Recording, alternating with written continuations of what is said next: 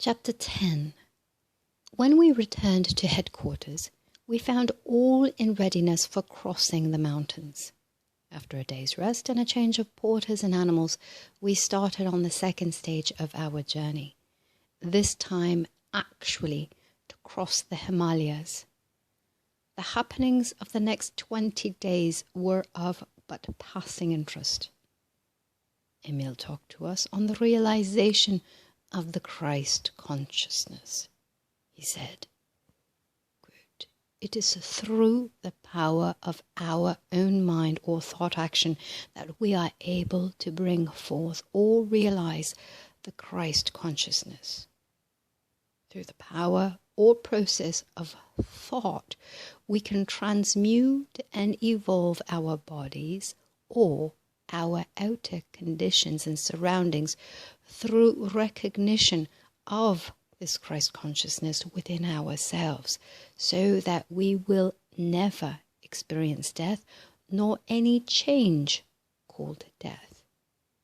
This is done wholly through man's power to visualize, idealize, conceive, and bring forth that which he gazes upon. This is done by first knowing or perceiving or having faith that the Christ is within ourselves, seeing the true meaning of Jesus' teaching, holding our body one with God, made in the image and likeness of God, and merging that body into the perfect God body, just as God sees us. We have idealized, conceived, and brought forth into manifestation the perfect God body. We are born again, truly of and in the spirit kingdom of God.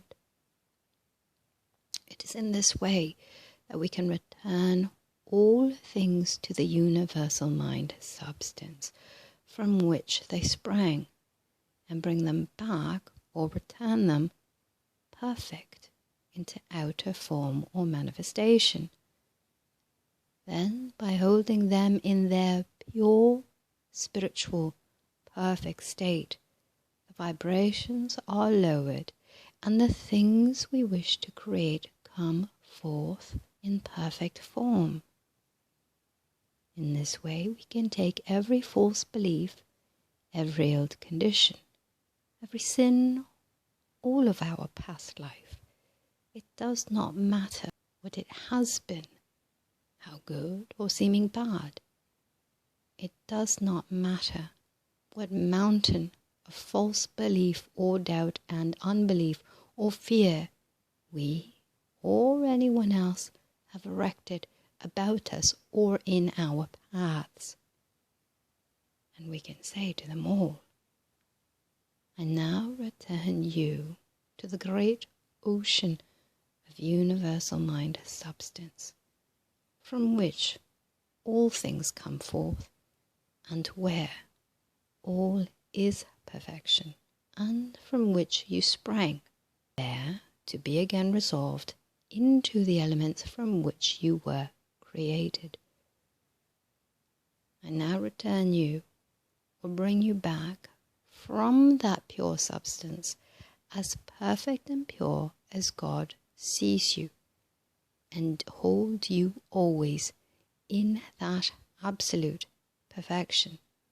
We can say to ourselves, I now realize in the old order of things that I brought you forth imperfectly, and you manifest imperfectly. Realizing the truth, I now bring you forth perfect as God sees you. You are reborn perfect, and it is so.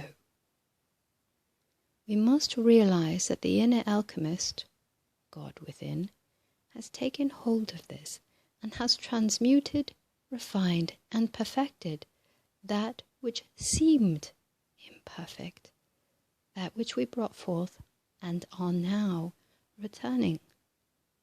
We should realize that it is refined, perfected, and transmuted just as our own bodies are refined, perfected, and returned to us as God's body, joyously perfect, beautifully free,